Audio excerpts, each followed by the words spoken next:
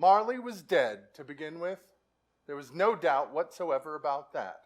The register of his burial was signed by the clergyman, the clerk, the undertaker, and the chief mourner. Scrooge had signed it, and Scrooge's name was good upon the exchange for anything he chose to put his name to. Old Marley was as dead as a doornail. This must be distinctly understood, or nothing wonderful can come from this story I am about to relate. This is how Charles Dickens begins A Christmas Carol. And as we all know, something wonderful did come of the story he related. Almost from the moment A Christmas Carol was published, just over 175 years ago, it became the best known and the best loved of all the Christmas stories in the English language. In the next few minutes, we will retell parts of the carol in Dickens' own words, and every now and then, we'll take the liberty of interrupting Mr. Dickens' story to look at some of the background to the little book that Dickens himself called a sledgehammer. It's not just a Christmas story, of course. It's also a ghost story. And it's a crusade against poverty and ignorance and selfishness, which is why it speaks to us today just as loudly as it did to our forefathers. The carol was the first public reading Charles Dickens ever gave in Birmingham, England on December 27, 1853, and it was one of the most popular in his repertoire. It already was well known, and it had the advantage, too, of containing over 20 characters, most of them well-defined or susceptible of becoming so, under the talented attention Dickens could bring to their interpretation. He was a very good performer, and his audiences liked him a lot. At least by the standards of his day, his platform style was discreet, subdued, gentlemanly. So, Marley was dead. He's been dead for 7 years. Now Dickens tells us the fearful story of Ebenezer Scrooge. Once upon a time, of all the good days of the year, upon Christmas Eve, old Scrooge sat busy in his counting house. He was a tight-fisted hand at the grindstone, was Scrooge, a squeezing, wrenching, grasping, covetous old sinner. It was cold, bleak, biting weather, foggy withal. The city clocks had only just gone 3, but it was quite dark already, and candles were flaring up in the windows of neighboring offices like ruddy smears upon the palpable brown air. The door of Scrooge's counting house was opened, that he might keep his eye upon his clerk, who in a dismal little cell beyond, a sort of tank, was copying letters. Scrooge had a very small fire. External heat and cold had little influence on him. But the clerk's fire was so very much smaller that it looked like one coal. He daren't replenish it, however, so he put on his white comforter and tried to warm himself at the candle, in which effort, not being a man of strong imagination, he failed. A Merry Christmas, Uncle. God save you. It was the voice of Scrooge's nephew, who came upon him so quickly that it was the first intimation Scrooge had of his approach. Bah! Humbug! Christmas? A humbug, Uncle. You don't mean that, I'm sure. I do.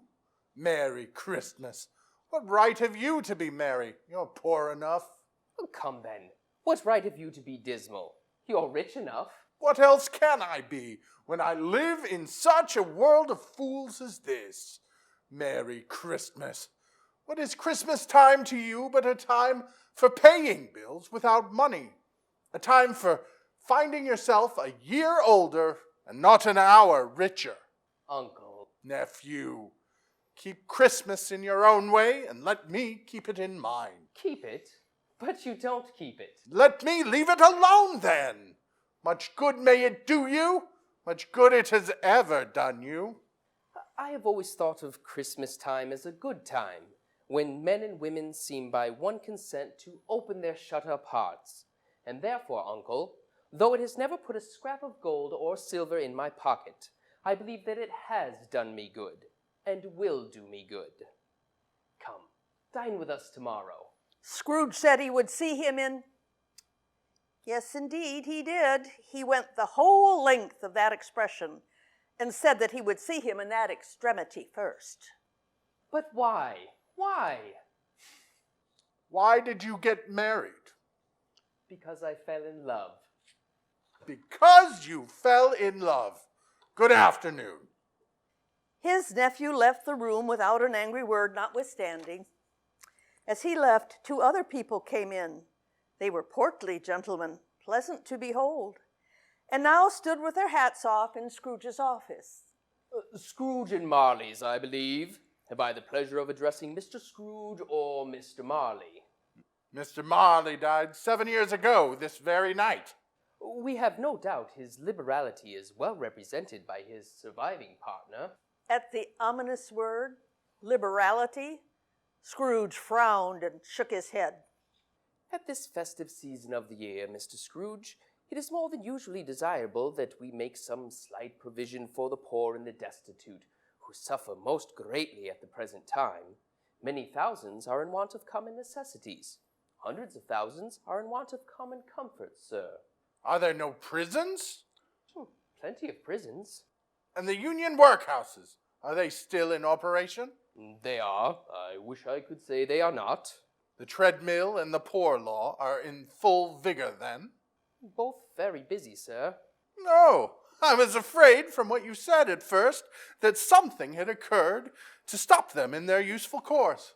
I'm very glad to hear it.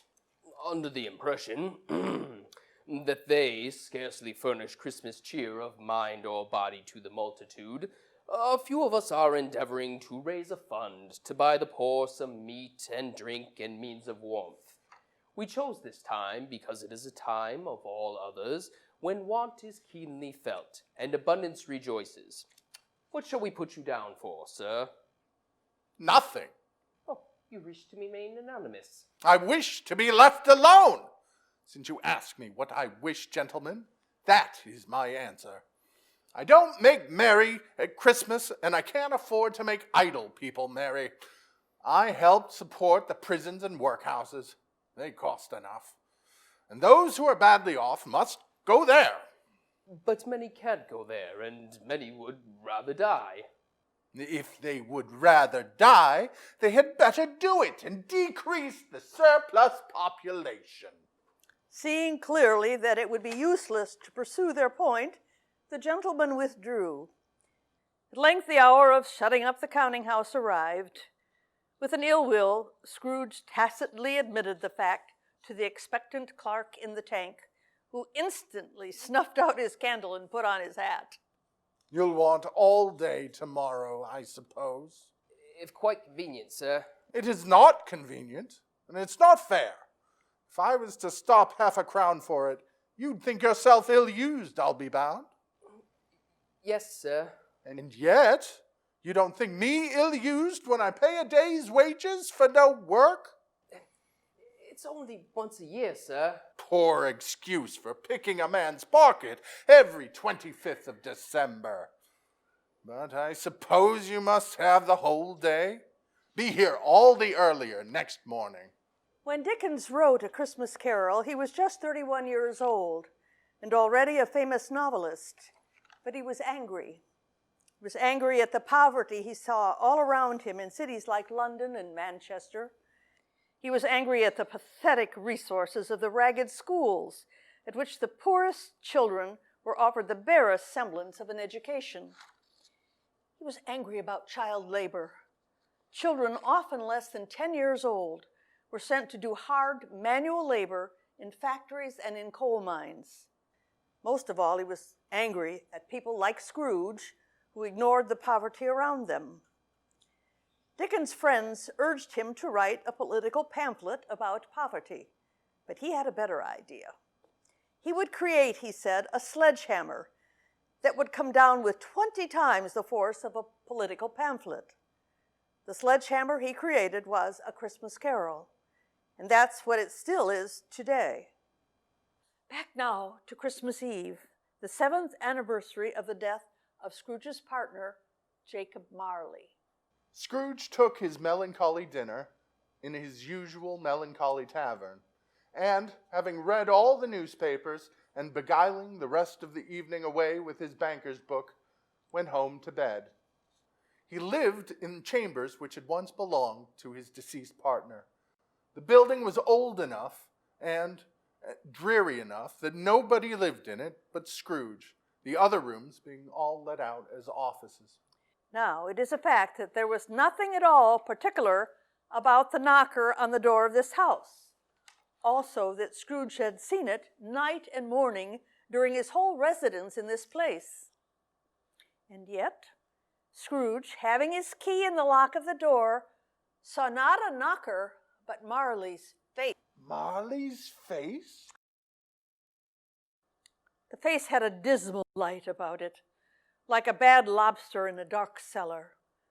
The hair was curiously stirred, as if by breath or hot air, and though the eyes were wide open, they were perfectly motionless. That and its livid color made it horrible. As Scrooge looked fixedly at this phenomenon, it was a knocker again. He said, "Pooh!" and closed the door with a bang. The sound resounded through the house like thunder. Every room appeared to have a separate echo of its own. Scrooge was not a man to be frightened by echoes. He fastened the door and walked across the hall and up the steps. Slowly, too, trimming his candle as he went. Darkness was cheap. Scrooge liked it. But before he shut his heavy door, he walked through his rooms to see that all was right. He had just enough recollection of the face to desire to do that. Quite satisfied, he closed his door and locked himself in. Thus secured against surprise, he took off his cravat, put on his dressing gown and slippers, and sat down before the very low fire to take his gruel.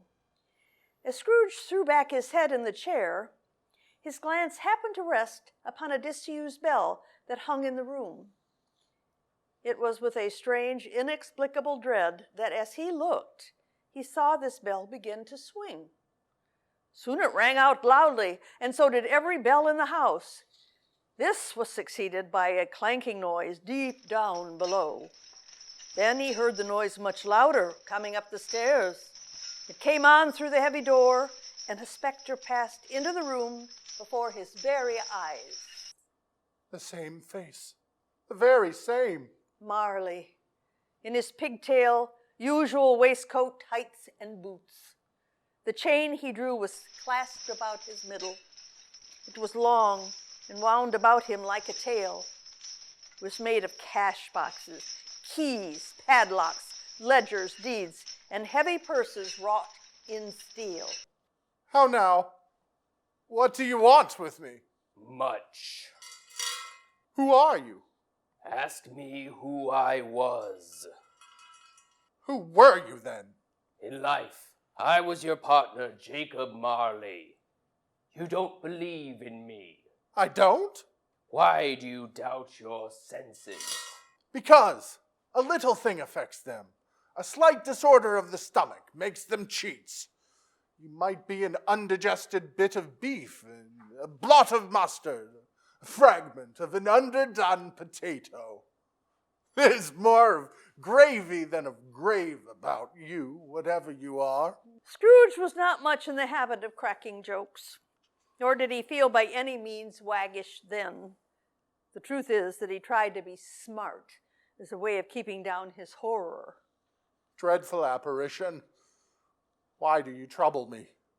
Why do spirits walk the earth, and why do they come to me? It is required of every man that the spirit within him should walk abroad among his fellow men and travel far and wide. And if that spirit goes not forth in life, it is condemned to do so after death. It is doomed to wander through the world, oh, woe is me, and witness what it cannot share, but might have shared on earth and turned to happiness. You are fettered. Tell me why. I wear the chain I forged in life. I made it link by link, and yard by yard. In life, my spirits never rove beyond the narrow limits of our money-changing hole, and now weary journeys lie before me. But you were always a good man of business, Jacob. Business. Mankind was my business. The common welfare was my business. Charity, mercy, forbearance, benevolence were all my business. The dealings of my trade were but a drop of water in the comprehensive ocean of my business. Hear me. My time is nearly gone. I'm here tonight to warn you that you might have yet a chance and hope of escaping my fate, a chance and hope of my procuring Ebenezer. You were always a good friend to me. Thank you. You will be haunted by 3 spirits. Is that the chance and the hope you mentioned, Jacob? I think I'd rather not. Without these visits, you cannot hope to shun the path I tread. Expect the first tomorrow, when the bell tolls 1. Couldn't I take them all at once and have it over, Jacob? Expect the second on the next night, at the same hour, the third upon the next, when the last stroke of 12 has ceased to vibrate. Look to see me no more, and look that, for your own sake, you remember what has passed between us. When it had said these words, the apparition walked backwards from Scrooge, and at every step it took, the window raised itself a little, so that when the spectre reached it, it was wide open. Then Scrooge became sensible of incoherent sounds of lamentation and regret, wailings inexpressibly sorrowful and self-accusatory. The spectre, after listening for a while, joined in the mournful dirge and floated out upon the bleak, dark night.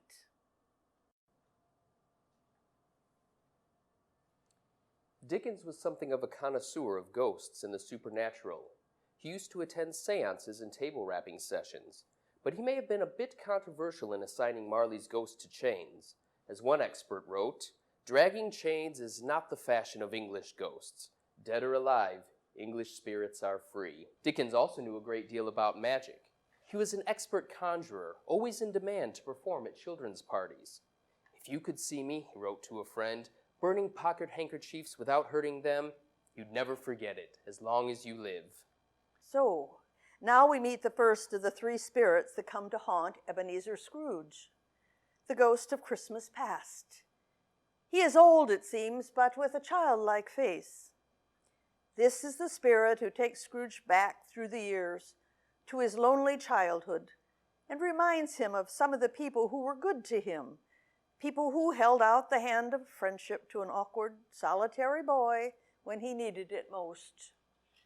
The spirit arrives just as Marley's ghost had said it would on the stroke of 1. Are you the spirit, sir, whose coming was foretold to me? I am. Who and what are you? I am the ghost of Christmas past. Long past? No, your past. The things you will see with me are shadows of the things that have been. They will have no consciousness of us. Rise and walk with me. As these words were spoken, they passed through the wall and stood upon an open country road. Good heavens! I was young in this place. You recollect the way? Remember it? I could walk it blindfolded. They left the high road by a well-remembered lane and soon approached a large house. They entered a long, bare room made bare still by lines of plain desks. At one of these, a lonely boy was reading near a feeble fire. Scrooge sat down and wept to see his poor, forgotten self as he had used to be. The door opened, and a little girl came darting in, and putting her arms about his neck and often kissing him, addressed him as her dear, dear brother. I have come to bring you home, dear brother. Home, little Fan? Yes, home for good. Father is so much kinder than he used to be that home's like heaven. He spoke so gently to me one dear night that I was not afraid to ask him once more if you might come home. And he said, yes, Yes, you should. And he sent me in a coach to bring you. And you're never to come back here. Always a delicate creature, whom a breath might have withered, but she had a large heart. So she had. You're right. She died a woman, I think, and had children. One child. True, your nephew. Yes, Fred. Although they had but that moment left the school behind, they were now in the busy thoroughfares of the city. It was made plain enough by the dressings of the shops that here, too, it was Christmas. The ghost stopped at a certain warehouse door and asked Scrooge if he knew it. Know it? I was apprenticed here. They went in. At the sight of an old gentleman in a Welsh wig, Scrooge cried out in great amazement, Why, it's old Fezziwig. Bless his heart, it's Fezziwig alive again. Old Fezziwig laid down his pen and looked up at the clock, which pointed to the hour of 7. He rubbed his hands, adjusted his capacious waistcoat, laughed all over himself, and called out in a rich, jovial voice, Yo-ho there, Ebenezer, Dick. a living and moving picture of Scrooge's former self, a young man, came briskly in, accompanied by his fellow apprentice. Dick Wilkins, to be sure. Bless me, yes, there he is. He was very attached to me, was Dick. Poor Dick. Dear, dear. Yo-ho, my boys. No more work tonight. Christmas Eve, Dick. Christmas, Ebenezer. Clear away, my lads, and let's have lots of room. Clear away? There was nothing he wouldn't have cleared away, or couldn't have cleared away, with old Fezziwig looking on. Every movable was packed off. The floor was swept and watered, the lamps were trimmed, the fuel was heaped upon the fire, and the warehouse was as snug and warm and bright and dry a ballroom as you would desire to see upon a winter's night.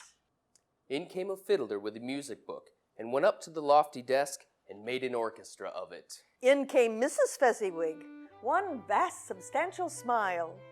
In came 3 Miss Fezziwigs, beaming and lovable. In came 6 young followers, whose hearts they broke. In came all the young men and women employed in the business. And away they went, 20 couples at once, hands half round and back again the other way. There were dances, and there were forfeits and more dances, and there was cake and a great piece of cold roast, and there were mince pies and plenty of beer. When the clock struck 11, this domestic ball broke up, and Mr. and Mrs. Fezziwig took their stations, one on either side of the door, and shaking hands with each and every person individually as he or she went out, wished him or her a Merry Christmas. When everyone had retired but the 2 prentices, they did the same to them. And thus the cheerful voices died away, and the lads were left to their beds, which were under the counter in the back shop. During the whole of this time, Scrooge had acted like a man out of his wits. His heart and soul were in the scene, and with his former self. He corroborated everything, remembered everything, enjoyed everything, and underwent the strangest agitation. It was not until now, when the bright faces of his former self and Dick were turned from them, that he remembered the ghost, and became conscious that it was looking full upon him, while the light upon its head burnt very clear.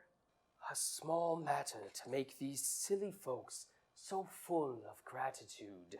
Small? Why is it not? He has spent but a few pounds of your mortal money, 3 or 4 perhaps. Is that so much that he deserves this praise? It isn't that, Spirit. He has the power to render us happy or unhappy, to make our service light or burdensome.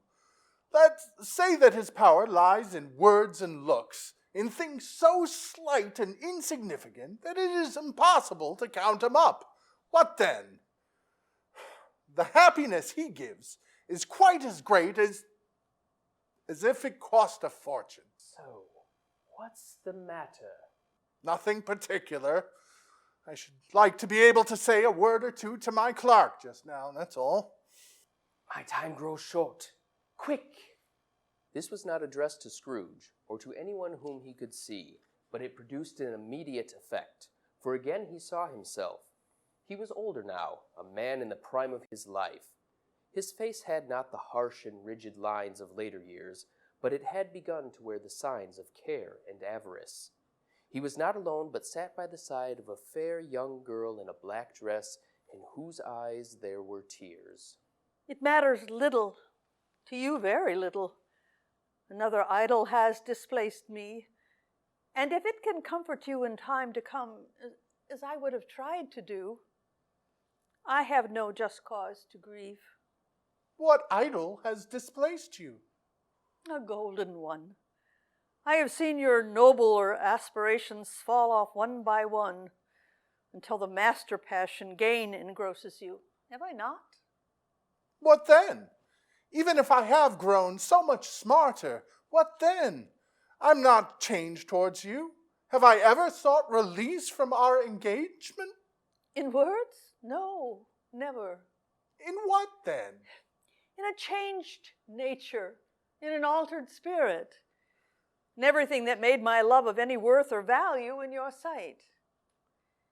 If this had never been between us, tell me, would you seek me out and try to win me now? Oh, no.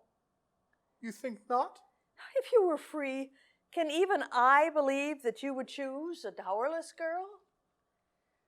Or choosing her, do I not know that your repentance and regret would surely follow? I do, and I release you with a full heart for the love of him you once were. May you be happy in the life you have chosen, Ebenezer. Spirit, show me no more. Conduct me home. Why do you delight to torture me? Leave me. Haunt me no longer. Scrooge was conscious of being exhausted and overcome by an irresistible drowsiness, and further, of being in his own bedroom. He had barely time to reel to bed before he sank into a heavy sleep. Charles Dickens lived a part of his own childhood at number 16 Bayham Street in Camden Town. They were lonely, desperate years which he never forgot. Dickens' father, John, was a clerk, or clerk, as Dickens would say, in the Navy Pay Office. But he lost the job. Young Charles had to be taken out of school, and 2 days after his 12th birthday, he was sent to work in a shoe polish factory on the north bank of the River Thames. Each day, he walked 3 miles from Camden Town to Warren's blacking factory. He worked a 10-hour day, and then he walked 3 miles home through the dark and dangerous streets. In later life, Dickens could never remember how long he spent in that rat-infested hellhole. It may have been as little as a year, but he never forgot it, and he never forgave. There was something even worse. His father was imprisoned for debt in the Marshalsea on the south bank of the Thames, and it was 12-year-old Charles who visited him and ran his errands, pawning family possessions to raise money, pleading with friends and relatives to help get his father released. Dickens made bitter but effective use of those dreadful experiences in his novels. Fagin's Loft and Oliver Twist was based on the blacking factory. Mr. Micawber is imprisoned in the Marshalsea in David Copperfield. And here, in A Christmas Carol, he makes use of the house in Bayham Street. It becomes a home of Scrooge's downtrodden clerk, Bob Cratchit. So, after the ghost of Christmas Past, Scrooge is visited by the second of the three spirits, the ghost of Christmas Present. Awaking in the middle of a prodigiously tough snore, and sitting up in bed to get his thoughts, Scrooge felt himself restored to consciousness. A strange voice called him by his name from the adjoining sitting room and bade him enter. It was his own room, there was no doubt about that. But the walls and ceiling were so hung with living green that it looked a perfect grove. The leaves of holly, mistletoe, and ivy reflected back the light as if so many little mirrors had been scattered there, and a mighty blaze went roaring up the chimney. In easy state upon a couch there sat a jolly giant, glorious to see, who bore a glowing torch, which it raised high, so that it shed its light on Scrooge as he came peeping round the door. I am the ghost of Christmas Present. Look, upon me. It was clothed in one simple deep green robe bordered with white fur. This garment hung so loosely on the figure that its capacious breast was bare, and on its head it wore no other covering than a holly wreath, set here and there with shining icicles. Its dark brown curls were long and free. The ghost of Christmas present rose. You have never seen the like of me before. Never. Conduct me where you will. Tonight, if you have aught to teach me, let me profit by it. Touch my robe. Perhaps it was his sympathy with all poor men that led the ghost of Christmas present straight to Scrooge's clerks. For there he went, and took Scrooge with him, holding to his robe. In came Bob with Tiny Tim upon his shoulder. Alas for Tiny Tim, he bore a little crutch, and had his limbs supported by an iron frame. And how did little Tim behave? As good as gold and better. Somehow, he gets thoughtful sitting by himself so much, and thinks the strangest things you ever heard. He told me, coming home, that he hoped the people saw him in the church, because he was a cripple, and it might be pleasant to them to remember, upon Christmas Day, who made lame beggars walk and blind men see. The Cratchits can't afford a turkey for Christmas dinner, but they do have a goose. Bob said he didn't believe there ever was such a goose cooked. Its tenderness and flavor, size and cheapness were the themes of universal admiration. Eked out by the applesauce and mashed potatoes, it was a significant dinner for the whole family. Indeed, as Mrs. Cratchit said with great delight, surveying one small atom of a bone upon the dish, they hadn't ate it all at last. When at last the dinner was all done, the cloth was cleared, the hearth swept, and the fire made up, the compound in the jug being tasted and considered perfect. Apples and oranges were put upon the table, and a shovelful of chestnuts on the fire. Then all the Cratchit family drew around the hearth. At Bob's elbow stood the family display of glass, 2 tumblers, and a custard cup without a handle. These held the hot stuff from the jug, however, as well as golden goblets would have done, and Bob served it out with beaming looks, while the chestnuts on the fire sputtered and crackled noisily. Then Bob proposed a toast, A Merry Christmas to us all, my dears. God bless us. which all the family re-echoed, Tiny Tim last of all. God bless us, everyone. Spirit, tell me if Tiny Tim will live. I see a vacant seat in the poor chimney corner, and a crutch without an owner carefully preserved. If these shadows remain unaltered by the future, the child will die. Oh no, kind spirit, say he will be spared. If these shadows remain unaltered by the future, none other of my race will find him here. What then? If he be like to die, he had better do it and decrease the surplus population.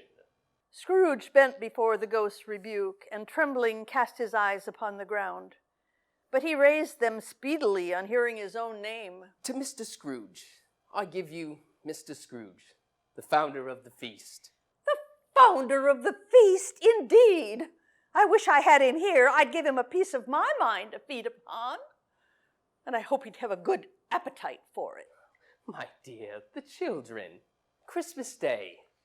It should be Christmas Day, I am sure, on which one drinks the health of such an odious, stingy, hard, unfeeling man as Mr. Scrooge.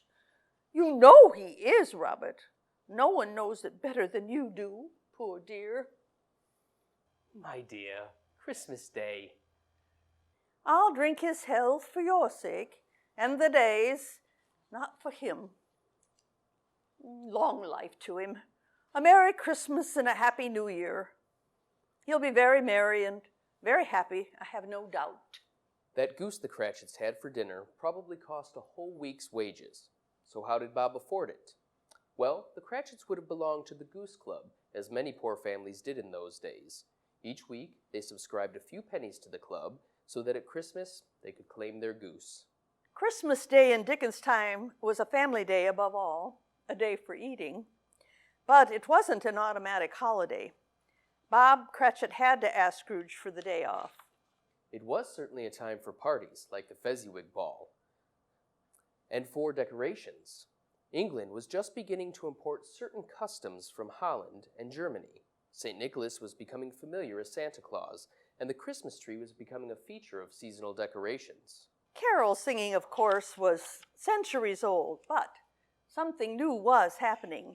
The year A Christmas Carol appeared, so did the first commercially produced Christmas card. Back in Camden Town, it is getting dark and snowing heavily. As Scrooge and the Spirit went along the streets, the brightness of the roaring fire in kitchens, parlors, and all sorts of rooms was wonderful. It was a great surprise to Scrooge to hear a hearty laugh and to recognize it as his nephew's, and to find himself in a bright, dry, gleaming room. He said that Christmas was a humbug. He believed it too. Oh, shame for him, Fred, replied Scrooge's niece by marriage, who was a pretty thing with a dimpled, surprised-looking capital face, a ripe little mouth that seemed made to be kissed, which no doubt it was, and the sunniest pair of eyes you ever saw. Oh, he's a comical old fellow, that's the truth. Here he takes it into his head to dislike us and not make merry with us. However, who suffers by his ill whims? Himself, always. Well, I say, Merry Christmas and a Happy New Year to the old man, whatever he is. To Uncle Scrooge. This whole scene passed off in the breath of the last word spoken by the nephew, and Scrooge and the Spirit were again upon their travels.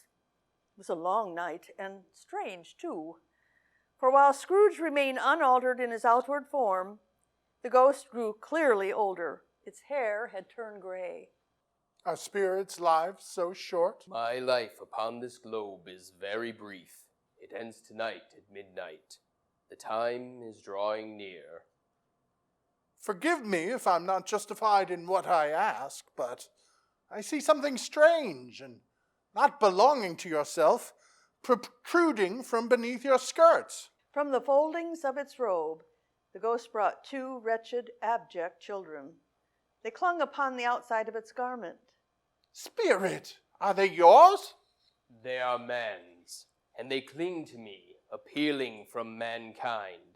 This boy is ignorance. This girl is want. Have they no refuge or resources? Are there no prisons? Are there no workhouses? The clock struck 12. Scrooge looked about him for the ghost and saw it no more. Lifting up his eyes, he beheld a solemn phantom, draped and hooded, coming like a mist along the grounds towards him. So now we come to the last of the three spirits to visit Scrooge, but it is the most dreadful. It seems to scatter gloom and mystery, Dickens writes. It was shrouded in a deep black garment which concealed its head, its face, its form, and left nothing of it visible save one outstretched hand. I am in the presence of the ghost of Christmas yet to come. The spirit answered not, but pointed onward with its hand. You are about to show me shadows of things that have not happened, but will happen in the time before us. Is that so, Spirit? Ghost of the future, I fear you more than any specter I have seen. But as I know your purpose is to do me good, I'm prepared to bear you company. Lead on, Spirit. The city seemed to spring up about them. The spirit stopped beside a little knot of businessmen. Observing that the hand was pointed to them, Scrooge looked about for his own image, but another man stood in his accustomed corner, and though the clock pointed to his usual time of day for being there, he saw no likeness of himself. They left this busy scene, and went into an obscure part of the town, into a low shop where iron, old rags, bottles, bones, and greasy offal were bought. Sitting among the wares he dealt in by a charcoal stove was a gray-haired rascal of great age. A woman entered, threw her bundle on the floor, and sat down in a flaunting manner on a stool. Who's the worse for the loss of a few things like these? Not a dead man, I suppose. If you wanted to keep him after he was dead, why wasn't he natural in his lifetime? Open that bundle, old Joe. Let me know the value of it. Joe went down on his knees for the greater convenience of opening the bundle and dragged out a large and heavy roll of some dark stuff. What you call this? Bed curtains? You don't mean to say you took 'em down, rings and all, with him lying there? Yes, I do. Why not? I certainly shan't hold my hand when I can get anything in it by reaching it out for the sake of such a man as he was. I promise you. Spirit, I see. The case of this unhappy man might be my own. Merciful heavens, what is this? The scene had changed, and now Scrooge almost touched a bare, uncurtained bed. A pale light fell straight upon this bed, and on it, unwatched, unwept, uncared for, was the body of an unknown man. Spirit, this is a fearful place. In leaving it, I shall learn its lesson. Trust me. Let us go. Now the ghost conducts Scrooge to poor Bob Cratchit's house, the dwelling he had visited before. Tiny Tim has died. His body lies upstairs. It will be buried on Sunday. Quiet. Very quiet. The noisy little Cratchits were as still as statues in one corner and sat looking up at Peter, the oldest boy, who had a book before him. The mother and her daughters were engaged in sewing, but surely it was very quiet. Bob came in. His tea was ready for him on the hob. They all tried who should help him to it most. Then the two young Cratchits got upon his knees and laid each child a little cheek against his face, as if they said, "Don't mind it, Father. Don't be grieved." You went to the cemetery today, then, Robert? "Yes, my dear. I wish you could have gone. It would have done you good to see how green a place it is. But you'll see it often. I promised him I would walk there on Sunday. My little child." He broke down all at once. He couldn't help it. He left the room and went upstairs into the room above, which was lighted cheerily and hung with Christmas. There was a chair set beside the child. Poor Bob sat down in it, and when he had thought a little and composed himself, he kissed the little face. He was reconciled to what had happened. And then he went back downstairs again, quite happy. The family drew about the fire. "Now, my dears, whenever we part from one another, I'm sure we shall none of us forget poor Tiny Tim, shall we? And I know, my dears, that when we recollect how patient and how mild he was, although he was but a little child, we shall not quarrel easily among ourselves and forget poor Tiny Tim in doing it." Spectre, something informs me that our parting moment is at hand. I know it, but I know not how. Tell me what man that was that we saw lying dead before we came here. Instead, the ghost of Christmas yet to come conveyed him to a dismal, ruinous churchyard. The spirit stood among the graves and pointed down to one. Before I draw nearer to that stone to which you point, answer me one question. Are these shadows of things that will be, or are they shadows of things that may be only? Still the ghost pointed downward to the grave by which it stood. Men's courses will foreshadow certain ends to which, if persevered in, they will lead. They must lead. But if the courses be departed from, the ends will change. Say it is thus with what you show me. The spirit was as immovable as ever. Scrooge crept towards it, trembling as he went, and following the finger, read upon the stone of the neglected grave his own name. Ebenezer Scrooge. No, Spirit, no! Spirit, hear me! I am not the man I was. I will not be the man I must have been. Why show me this if I am past all hope? Assure me that I may yet change these shadows you have shown me by an altered life. Oh, tell me that I may sponge away the writing on this stone. Holding up his hands in a last prayer to have his fate reversed, Scrooge saw an alteration in the phantom's hood and dress. It shrunk, collapsed, and dwindled down into a bedpost. And the bedpost was his own. The bed was his own. The room was his own. Best and happiest of all, the time before him was his own to make amends in. Scrooge was checked in his transports by churches ringing out the lustiest peals he had ever heard. Running to the window, he opened it and put out his head. No fog, no mist, no night. Clear, bright, stirring, golden day. He called down to a boy dressed in Sunday clothes. What's today? Eh? What's today, my fine fellow? Why, today is Christmas Day. It's Christmas Day. I haven't missed it. The spirits have done all this in one night. They can do anything they like. Of course they can. Hello, my fine fellow. Do you know the poulterers in the next street but one at the corner? Oh, I should hope I did. An intelligent boy. A remarkable boy. Do you know whether they've sold the prize turkey that was hanging up there? Not the little prize turkey. The big one. What? The one as big as me? What a delightful boy. It's a pleasure to talk with him. Yes, my buck. That's the one. Why, it's hanging there now. Is it? Go buy it then. Walker! No, I'm in earnest. Go and buy it and tell them to bring it here. Come back with the man and I'll give you a shilling.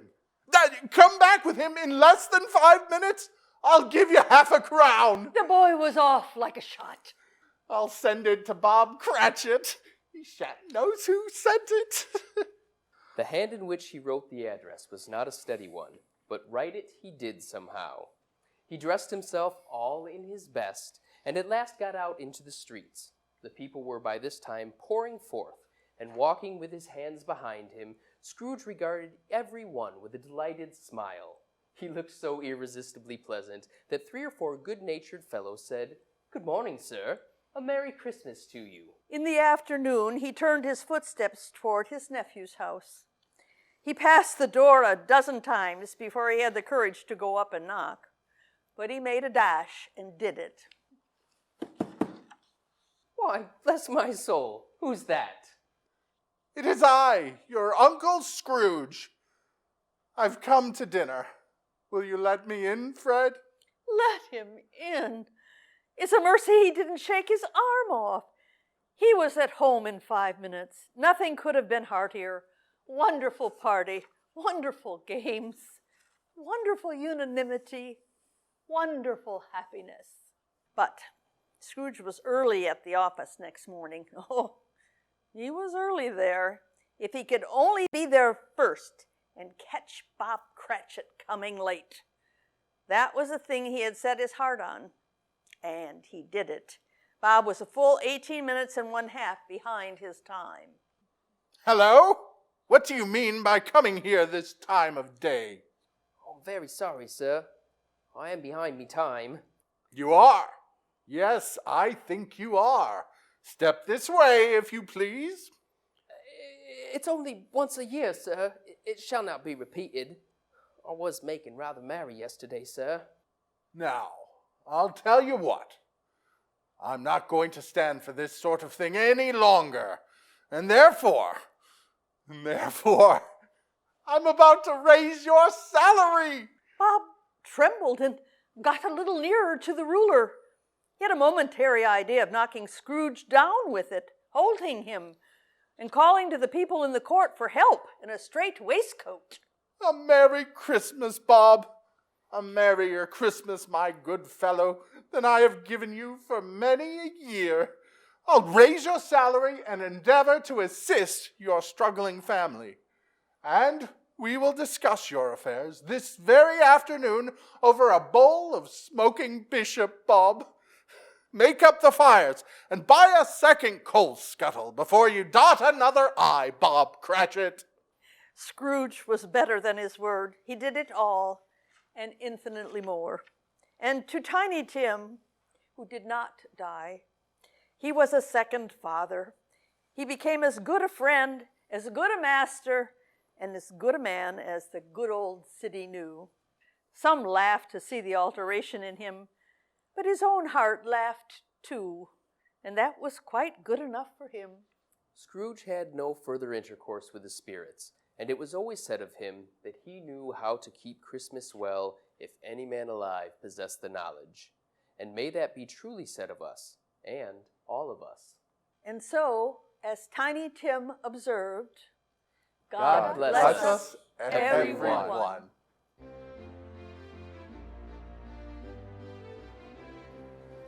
Merry Christmas.